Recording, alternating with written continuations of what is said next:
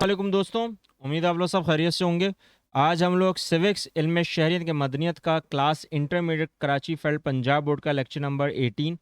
यानी lecture number 18 करने वाले हैं। और आज का हमारा टॉपिक यानी कि उन्वान होगा वो एक अलग रियासत का मुतालबा है, यानी कि डिमांड फॉर सेपरेट होमलैंड को आज हम डिस्कस करेंगे। क्योंकि इससे पहले वाले टॉपिक पे हमने जो डिस्कशन की थी वो कांग्रेस की वजारतों के ऊपर थी, जो हम लोग अभी आपको आगे चल के बताएंगे भी। लेकिन अगर आपने इस चैनल को अभी तक सब्सक्राइब नहीं किया तो ज़रूर कर लें। और अगर नीचे दिए गए ईमेल आईडी के ऊपर अगर आपको बेहतर से बेहतरीन नोट्स चाहिए हैं तो प्लीज़ ज़रूर कांटेक्ट करें। हम आपको बेहतर से बेहतरीन नोट ज़रूर प्रोवाइड करेंगे, ठीक है बेटा।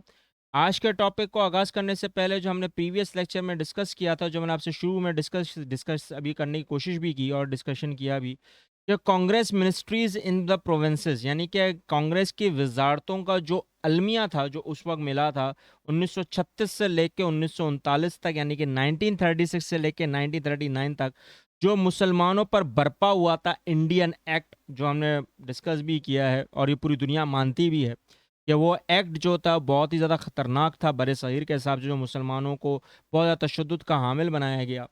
वो हमने डिस्कस किया इस टॉपिक में। अगर आपने इस टॉपिक को नहीं देखा है तो इस टॉपिक का लिंक मैं इसी लेक्चर के आखिर में रख दूंगा। और अगर आपको देखने के बाद कोई चीज़ समझ ना आए तो मेरे साथ ज़रूर शेयर करें, ठीक है बेटा। आज का topic demand for separate homeland, यानी कि अलग रियासत का मुतालबा। अब आपके ऊपर एक मिसाल दे रहा हूँ मैं, ज़रा एक बुरा नहीं मनाइएगा, एक मिसाल दे रहा हूँ। अगर आपके ऊपर भी कोई ना कोई तशद्दुद करेगा तो आप उसको रिएक्ट करोगे या नहीं करोगे? कॉमन सेंस, बिला वजह का। और अगर बिला वजह भी नहीं है और आपकी अगर कोई हक की बात है और उस पर भी आपको कोई तशद्दुद करो तो फिर आप क्या करोगे? एक कॉमन सेंस की बात है बेटा, कि आप कहीं ना कहीं कुछ ना कुछ उससे अपनी डिमांड या कहीं ना कहीं उससे अलग कुछ ना कुछ तो ऐसा रिएक्शन दोगे जिसकी वजह से आप लोग कहीं ना कहीं अपनी ऊपर, यानी कि अपनी तलब के ऊपर अपने आप को सेटिस्फाई करने के लिए सामने वाले को कहीं ना कहीं ये दिखाने की कोशिश करोगे कि तुमने गलत किया। और यही वो रीज़न था कि जब कांग्रेस मिनिस्ट्रीज उस वक्त अपना हिंदू राज जब कायम करना चाह रही थी, और ये पूरी दुनिया को पता है, मैं कोई ऐसी बात नहीं कर रहा हूँ, ये पूरी एक रिसर्च है, ये सारी किताबें बयान करती हैं। इवन के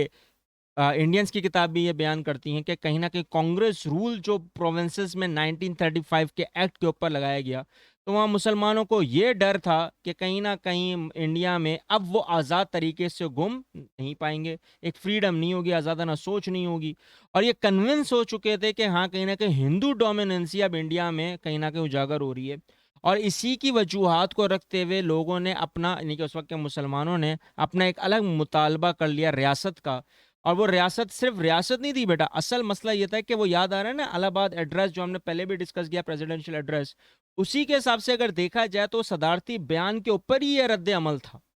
इंडियन एक्ट क्योंकि आया इसलिए 1935 में, क्योंकि 1930 में अल्लामा इकबाल ने एक अलग मुल्क का या एक अलग रियासत का जो तस्वुर दिया वो ये था कि कहीं ना कहीं हम लोग अपने आप के जितने भी कवानीन हैं शरीयत के हिसाब से गुजार सकें। अब यहाँ पर हिंदू मुस्लिम की जो अंडरस्टैंडिंग थी एक आइन की, वो तो ख़त्म हो गई। अब वो ऐसी बात है, वो आइन तो बनना ही नहीं था, क्योंकि एक कॉमन सेंस की बात है, जब तशद्दुद करोगे आप तो हम आप बैठ के एक तरीके से एग्रीमेंट के ऊपर कौन साइन करेगा, एक कॉमन सेंस की बात है। और उसी के ऊपर फिर मुसलमानों ने अपने आप को ये तस्वुर में लेकर आ गए कि अब हम लोग अपनी आज़ादी के लिए, ये कॉमन सेंस की बात है, आज़ादी, इनकलाब जब भी आता है तो आज़ादी का ही कॉन्सेप्ट होता है बेटा, कहीं रेवोल्यूशन आता है तो वो एक आज़ादी होती है, चाहे वो गुलामी की हो, चाहे वो एक तस्वुर की हो, या वो एक नज़रिए की हो, कोई भी चीज़ आपने दिमाग में लिया हो आप। और वही था कि मुसलमानों का जब यहाँ पर रियासत का एक अलग मुतालबा आया तो हमने अपनी एक सोच बना ली कि अब हमने एक मुतालबा कर दिया तो उस पर ही रह के चलना है, उसी पर रख के अपने आप को बातें करनी है, उसी पर रख के हमने अपने सारे मुतालबात रखने हैं। क्योंकि अब यहाँ पर एक कॉन्सेप्ट आ रहा था that is known as Pakistan, क्योंकि आपकी बुक में पाकिस्तान लिखा है बेटा, लेकिन असल में ये पाकिस्तान, ये पाकिस्तान है। पाकिस्तान था जो असल बात थी, ये पाकिस्तान में जो आएगा कॉन्सेप्ट आए शुरू शुरू में, अभी हम आगे चल के, और हमने हमने देखा भी था कि आपको मैंने बताया था शुरू में ही कि एडवेंट ऑफ इस्लाम में हमारा तस्वुर था कि इस्लाम ही एक रियासत होगी, तो यहाँ का मतलब आई है। लेकिन अगर हम लोग देखें तो अभी तक ये आई का जो कॉन्सेप्ट आ रहा है 1939 तक या 1941 तक, ये ईरान का कॉन्सेप्ट है, क्योंकि यहाँ पर ईरानियों ने मुसलमानों को, यहाँ के मुसलमानों को एज तस्लीम कर लिया था कि उनकी एक अलग रियासत होनी चाहिए। और मुस्लिम लीग ने 1940 में जब ये ऐलान कर दिया लाहौर सेशन में, नहीं कि करार मकासद या करार लाहौर में, कि हमने अपना एक मुल्क या अपनी एक रियासत अलग से चाहिए, तो वो तस्वुर पूरा कंप्लीट करने में अगर एक देखा जाए तो वो एक पंफलेट जो जारी हुआ 1933 में नाउ और नेवर का चौधरी रहमत अली का, जो राउंड टेबल कॉन्फ्रेंस के दौरान कैम्ब्रिज की यूनिवर्सिटीज़ के स्टूडेंट्स ने जो मुसलमान थे उस वक्त ये जारी कर दिया कि Punjab, North West Frontier Province, Kashmir, Sindh, Balochistan मिलकर एक मुल्क बनेगा, that is known as Pakistan. और पाकिस्तान 1933 का सबसे अहम जुज़ था जो जुलाई 1935 में चौधरी अहमद अली ने अपने पंफलेट के ऊपर रखते हुए इस स्कीम को पूरा एक तस्वुर दे दिया। और आपके सामने स्क्रीन पर रखा हुआ भी है ये बेटा, ये आजकल पूरे नेट पे रखा हुआ है, क्योंकि यही वो असल बातें थी जो हम लोग आजकल भूल गए, हम लोग के दिमाग से निकल गया है। कि पाकिस्तान नेशनल मूवमेंट जो इस वक्त शुरू हुई थी चौधरी रहमत अली के हिसाब से, वो मुस्लिम लीग का एक अहम तस्वुर नहीं था, वो ग्रुप नहीं था, वो एक पूरी एक रियासत थी। और वो रियासत में अगर देखा जाए नॉन नेवर का जो मैंने आपको सामने रेड कलर में जो आपका रखा हुआ भी है बेटा, यही वो बात थी जो आज हम लोग भूल गए कि हमारा तस्वुर यह था कि फर्ज करो, एक मिसाल देता हूँ, एक सोच देता हूँ आपको, कि अगर ये मुतालबा नहीं करते हम और वही इंडियन एक्ट चल रहा होता और वही प्रोविजनल ऑटोनॉमी होती, तो आज मुसलमान जो बड़े सगीर के अपने आप को इतना बड़े दावेदार समझते हैं, वो क्या आज़ाद होते? क्योंकि बरतानिया और हिंदू तो चाह ही रहते कि आप आज़ाद हों, क्योंकि आज के हिसाब से 2020 यानी कि 2021 के हिसाब से जो पूरा चल रहा है साल, आप देख लो आज इंडिया में क्या हो रहा है, वहाँ पे क्या क्या कवानीन बना दिए गए हैं, वहाँ CAA आ गया, ये पूरी दुनिया देख रही है, मैं नहीं बोलता रहा हूँ बेटे, पूरी दुनिया देख रही है। ये तो अब पूरी दुनिया को पता है कि वहाँ पे क्या हाल हो रहा है, वहाँ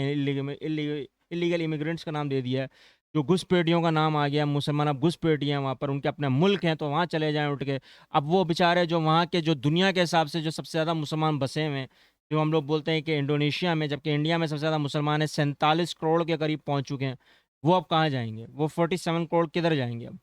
तो ये वो रीज़न आता है कि जहाँ पर, और इंडिया तो वैसे ही मेंशन करता है कि 27 करोड़ है, जबकि UN बोल रहा है भाई 47 करोड़ है, भाई अपने सेंसस को सही कर, लेकिन मानते ही नहीं। अब क्या करें बेटा, कहीं ना कहीं कुछ ना कुछ तो हम लोग ये भी तो बोलते हैं ना कि कहीं ना कहीं ये जो बातें हैं जो हम लोग अभी आपको सिखा रहे हैं कि नाउ और नेवर, अभी नहीं और कभी नहीं का जो कॉन्सेप्ट था वो यही था कि कहीं ना कहीं मुसलमानों को अब अपनी इस्लामी रियासत लेनी चाहिए और लेनी पड़ेगी, चाहे कुछ भी हो जाए, क्योंकि अब हम लोग कहाँ जाएंगे? बताओ ना बेटा, हम लोग कहाँ जाएं? अब हम लोग यहाँ पर अगर हम लोग अपना तस्वुर देखें तो हम लोग जो 1000 साल से यहाँ मौजूद हैं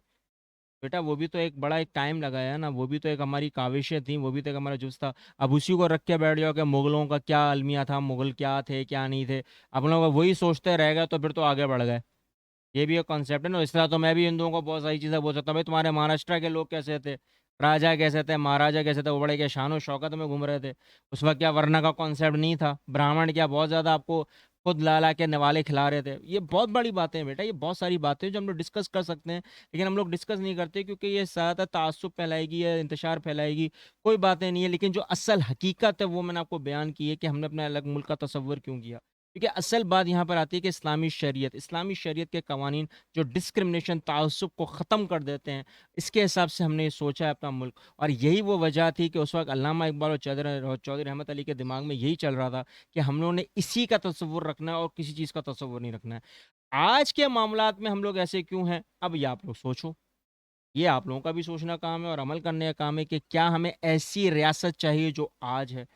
या वो रियासत चाहिए जो हमारे लीडर्स ने सोची थी कि इस्लामी रियासत होगी, इस्लामी कवानीन होंगे। ये अब हमने सोचना है, क्योंकि मेरा काम है आपको समझाना और पढ़ाना। अब आप लोग खुद समझदार हो कि आप लोगों को क्या चीज़ चाहिए और क्या नहीं। अगर आज के लेक्चर में आपको कोई चीज़ समझ ना आई हो तो मेरे साथ ज़रूर शेयर करें, कमेंट करें। और अगर आपको चीज़ों का पता हो, इल्म हो, रिसर्च हो, तो प्लीज़ वो भी मेरे साथ ज़रूर शेयर करें, कमेंट करें। इस चैनल को ज़रूर सब्सक्राइब करके उन बच्चों, उन लोगों तक पहुँचाएँ जो ला इल्म है। मिलते हैं नेक्स्ट लेक्चर में। अल्लाह हाफ़िज़।